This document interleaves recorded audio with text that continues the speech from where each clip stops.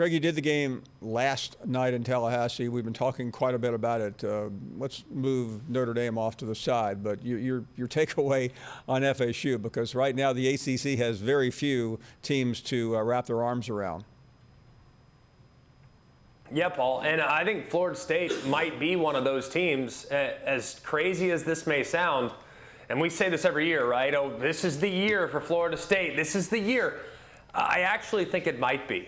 And it's not necessarily because of the offensive skill, and they clearly have tremendous offensive skill. We saw Jay-Sean Corbin, the transfer from Texas A&M at running back last night, play outstanding. Jordan Travis had 3 picks, made some really, really unfortunate decisions at times in that game, but he also made some spectacular plays as well, like the long touchdown to start the second half. Mackenzie Milton showcased a level of poise that was just remarkable. He might actually be the guy at quarterback moving forward. That'll be something in a situation that we'll monitor here in the days to come. So I think they're really good offensively, but the defensive line, Paul, that was unrecognizably good. Going against a team in Notre Dame that has always prided themselves by how they can block along the offensive line. Well, Jermaine Johnson, the Georgia transfer, Keir Thomas, the South Carolina transfer, some other guys that are in there as well. Fabian Lovett, a Mississippi State transfer. I mean, you catching a trend? They've gone to the transfer portal and really brought in some quality pieces along the defensive front.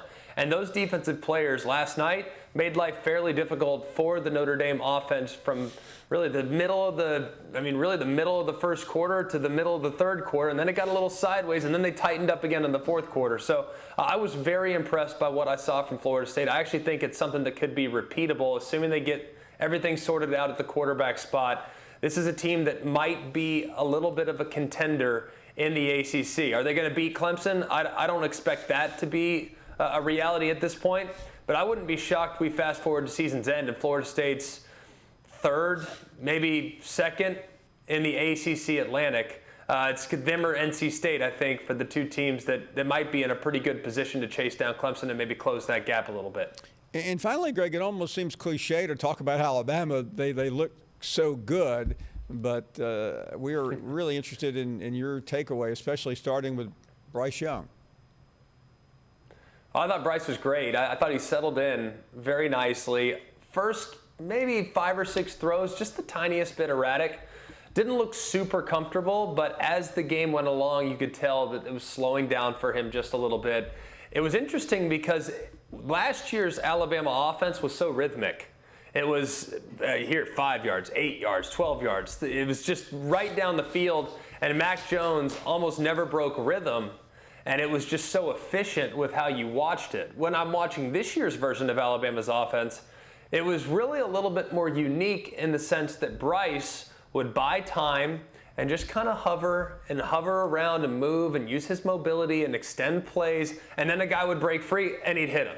And there were also examples in which he stayed in rhythm as well, but I thought that his willingness to be patient, his willingness to allow things to kind of uncover was something that we really haven't seen as much of since Jalen Hurts was really playing the position back in 2016. So it's a little different style of Alabama offense, but it's one that I think that will be very difficult to defend. So I thought Bryce was great. I thought the running game was very solid. I was impressed by Brian Robinson. He looks lean. He looks a little bit more twitchy than what we remember him from being, that bulldozer that was straight downhill. I thought McClellan had some bright spots. I thought Trey Sanders did some nice things. We knew the receivers would be excellent. And then the emergence of Cam Latu. This guy is a true end of the line of scrimmage wide tight end that is clearly proving that, yeah, Billingsley might not get the looks because of what's transpired in fall camp.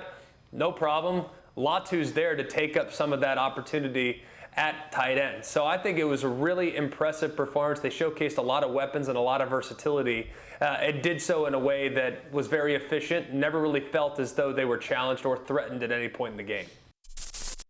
Thanks for watching ESPN on YouTube. For live streaming sports and premium content, subscribe to ESPN+.